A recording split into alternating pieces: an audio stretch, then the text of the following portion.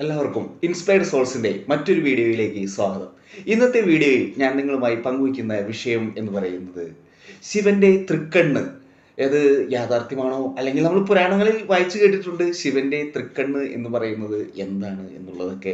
ഇപ്പോൾ ശിവൻ തൃക്കണ്ണ് തുറന്നു കഴിഞ്ഞു കഴിഞ്ഞാൽ മൂന്ന് ലോകവും കാണാൻ പറ്റും, അല്ലെങ്കിൽ എല്ലാം ഭസ്മമാക്കാൻ പറ്റും എന്നൊക്കെ നമ്മൾ പറഞ്ഞ് കേട്ടിട്ടുണ്ട്. അപ്പോൾ എന്താണ് ഈ ശിവന്റെ തൃക്കണ്ണ്, അല്ലെങ്കിൽ ഈ ശിവന്റെ തൃക്കണ്ണ് കുറച്ചുകൂടെ റിയലിസ്റ്റിക് ആയിട്ട് കാണാനായിട്ടാണ് ഈ വീഡിയോയിലൂടെ നമ്മൾ ശ്രമിച്ചുകൊണ്ടിരിക്കുന്നത്. അപ്പോൾ എന്താണ് ഈ തൃക്കണ്ണ്? ഓക്കെ, നമുക്കറിയാം ഒരു തേർഡ് ഐ.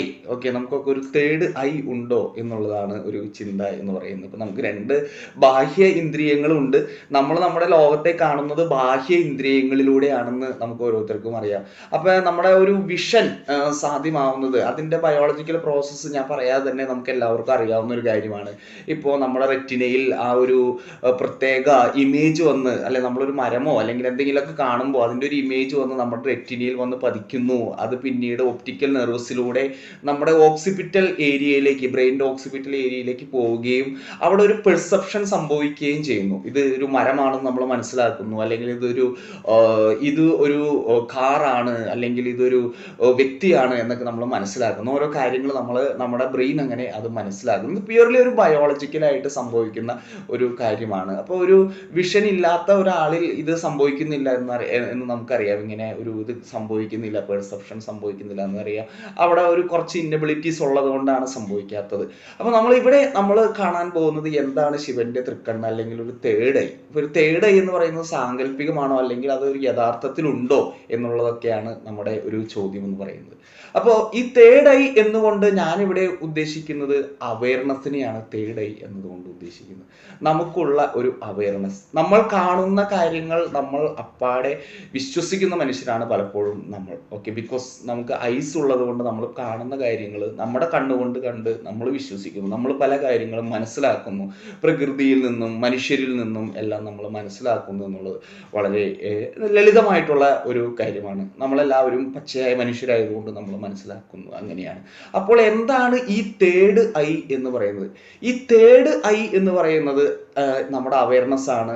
ഈ അവയർനെസ് എപ്പോഴും നമ്മളോട് കൂടെ ജീവിക്കുന്നുണ്ട്, നമ്മളോട് കൂടെ അത് ഉണ്ട് എന്നുള്ളത് വളരെ ഇമ്പോർട്ടൻ്റ് ആയിട്ടുള്ള ഒരു കാര്യമാണ്. പക്ഷെ നമ്മൾ പലപ്പോഴും അതിനെക്കുറിച്ച് അവെയർ അല്ല എന്നുള്ളതാണ് അതിൻ്റെ ഒരു വേറൊരു കാര്യം എന്ന് പറയുന്നത്. അപ്പൊ എന്താണ് ഈ അവയർനെസ് എന്ന് പറയുന്നത്?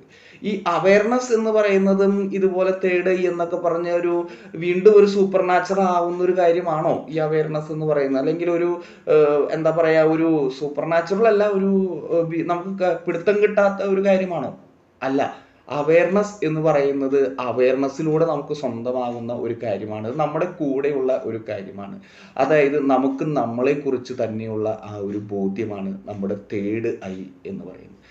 ഇപ്പൊ കഴിഞ്ഞ ദിവസം ഞാനൊരു ക്ലാസ്സിൽ നിൽക്കുന്ന സമയത്ത്, ഞാനും ഒരു അധ്യാപകനും കൂടി ഒരു ക്ലാസ്സിൽ നിൽക്കായിരുന്നു. അപ്പൊ ആ ക്ലാസ്സിൽ കുട്ടികൾക്ക് എക്സാം ആണ്. അപ്പൊ പ്രാക്ടിക്കൽ എക്സാം ആണ്. അപ്പൊ കുട്ടികളെല്ലാം ഒരു ക്ലാസ്സിൽ ഇരിക്കുന്നു.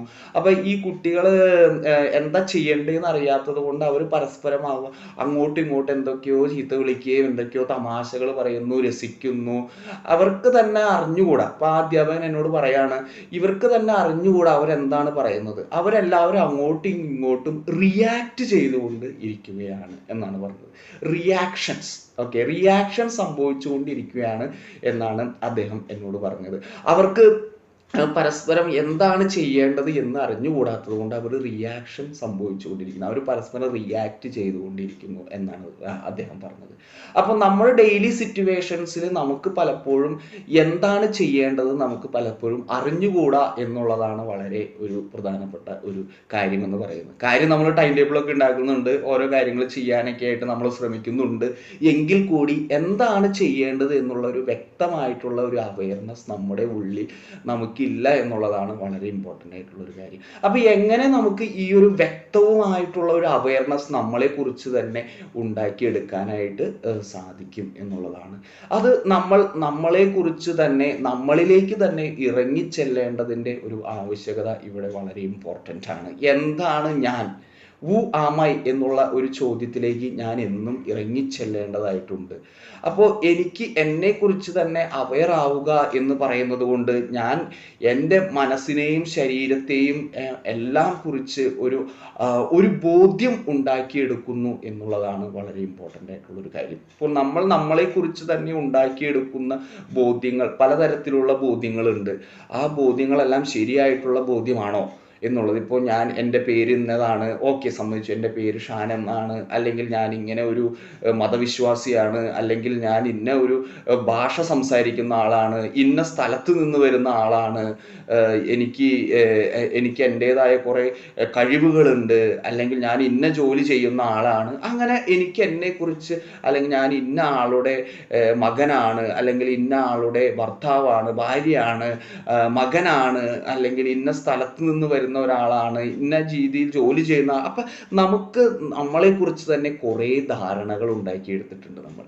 ഈ ധാരണകളെല്ലാം, നമ്മളെക്കുറിച്ചുള്ള ഈ ധാരണകളെല്ലാം ശരിയായിട്ടുള്ള ധാരണകളാണോ, അതോ നമ്മൾ ജസ്റ്റ് ഉണ്ടാക്കിയെടുത്ത ഈ ധാരണകളിൽ ജീവിക്കുന്നവരാണോ എന്നുള്ളതാണ്. അപ്പൊ ഇവിടെ നമ്മൾ അവയർനെസ് കൊണ്ട് ഉദ്ദേശിക്കുന്നത്, ഈ അവയർനെസ് ശരിക്കും ശിവന്റെ മൂന്നാം കണ്ണ്, തൃക്കണ്ണ് തുറക്കുമ്പോൾ അദ്ദേഹം എല്ലാം ഭസ്മമാക്കുന്നത് പോലെ നമുക്ക് നമ്മളെ കുറിച്ചുള്ള ധാരണകളെ എല്ലാം ഈ അവയർനെസ് ഇല്ലാതാക്കുന്നു എന്നുള്ളതാണ് വളരെ ഇമ്പോർട്ടൻ്റ് ആയിട്ടുള്ള ഒരു കാര്യം. നമ്മൾ ഈ ടോട്ടലി നമ്മളെ കുറിച്ച് അവെയർ ആവുക എന്ന് പറയുന്നത് വഴി നമ്മൾ നമ്മുടെ സെൽഫിനെ മനസ്സിലാക്കുന്നു, നമ്മുടെ വ്യക്തിത്വത്തെ മനസ്സിലാക്കുന്നു, നമ്മുടെ എക്സ്പീരിയൻസുകളെ മനസ്സിലാക്കുന്നു, നമ്മുടെ മെമ്മറീസിനെ മനസ്സിലാക്കുന്നു. നമ്മൾ നമ്മളിലേക്ക് തന്നെ, ഉള്ളിലേക്ക് തന്നെ ഇറങ്ങിച്ചെല്ലുന്നു. ഇത് വെറും ഒരു ഇറങ്ങിച്ചെല്ലലല്ല, ഒരു വെളിച്ചത്തോടു കൂടി നമ്മുടെ ഉള്ളിലേക്കുള്ള ഒരു ഇറങ്ങിച്ചെല്ലലാണ് ഇതുവഴി ഉണ്ടാകുന്നത്. ഈ വെളിച്ചം നമ്മൾ സ്വായത്തമാക്കുന്നത് വഴി നമുക്ക് മറ്റുള്ളവരെ കുറിച്ചും ഒരു വെളിച്ചം കിട്ടുന്നു എന്നുള്ളതാണ് ഈ തൃക്കണ്ണിന്റെ പ്രത്യേകത എന്ന് പറയുന്നത്. കാരണം നമ്മൾ നമ്മുടെ വ്യക്തിത്വത്തിലേക്ക് ഇറങ്ങിച്ചെല്ലുമ്പോൾ നമ്മൾ എന്താണ് എന്നുള്ള ബോധ്യം നമുക്ക് മനസ്സിലാകുന്നു. നമ്മൾ നമ്മളെക്കുറിച്ച് ഉണ്ടാക്കി വെച്ചിരിക്കുന്ന ധാരണകളെക്കുറിച്ചുള്ള, അതിൻ്റെ പിന്നിലുള്ള യാഥാർത്ഥ്യങ്ങളെക്കുറിച്ച് നമുക്ക് ഉൾക്കാഴ്ചകൾ ലഭിക്കുന്നു. ഈ ഉൾക്കാഴ്ചകളെ പലപ്പോഴും നമ്മൾ ഭയപ്പെടുന്നുണ്ട്. അപ്പോൾ ഈ ഭയപ്പാടുകളെ ഇല്ലാതാക്കുന്ന ഒരു ലൈറ്റ്, അല്ലെങ്കിൽ ഒരു വെളിച്ചമാണ് ഈ അവയർനെസ് എന്ന് പറയുന്നത്. ഈ ഭയപ്പാടുകൾ ഇല്ലാതായി നമ്മൾ നമ്മളെ തന്നെ മനസ്സിലാക്കുന്നു. അപ്പോൾ ഈ തൃക്കണ്ണ് യഥാർത്ഥത്തിൽ നശിപ്പിക്കുന്നത് നമ്മളെ തന്നെയാണ്, അല്ലെങ്കിൽ നമ്മൾ നമ്മളെ കുറിച്ച് ഉണ്ടാക്കി വെച്ചിരിക്കുന്ന മിഥ്യാധാരണകളെ തകർക്കുന്നു എന്നുള്ളതാണ്. പക്ഷേ നമ്മൾ ഇന്ന് ലോകത്തിൽ കണ്ടു കഴിഞ്ഞു കഴിഞ്ഞാൽ ഈ ധാരണകളെല്ലാം ശരിയാണ് എന്ന് കരുതി നടക്കുന്ന മനുഷ്യരെയാണ് നമുക്ക് കാണാനായിട്ട് സാധിക്കുക.